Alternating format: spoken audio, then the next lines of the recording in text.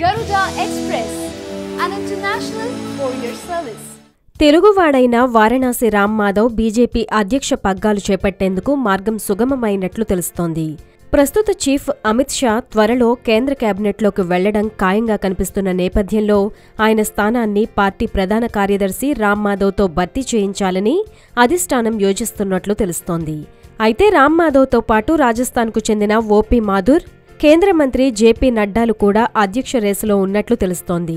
Parliament వర్షాకాల సమావేశాలు ముగిశాక రాష్ట్రాలకు కొత్త గవర్నర్ల నియామకంతో పాటు మంత్రివర్గ విస్తరణపైన మోడీ దృష్టి సారించినట్లు తెలుస్తోంది. ఇక గుజరాత్ నుంచి రాజ్యసభకు ఎన్నిక కానున్న అమిత్ షాను కేంద్ర కేబినెట్లోకి తీసుకోవడం దాదాపు ఖాయమైంది. ఆయన మంత్రి అయితే ప్రస్తుత బీజేపీ చీఫ్ పదవిని వదులుకోవాల్సి ఉంటుంది. ఈ నేపథ్యంలో ఆ పదవి కోసం ఇప్పటికే రామ్ మాధవ్ను ఎంపిక చేసినట్లు సమాచారం. మరోవైపు గతంలో రాజ్నాథ్ సింగ్ తర్వాత ఓపీ మాథుర్, జేపీ నడ్డాల పేర్లు పార్టీ అధ్యక్ష పదవి రేసులో తెరపైకి వచ్చినా అనూహ్యంగా అమిత్ షాకు ఆ పదవి దక్కింది.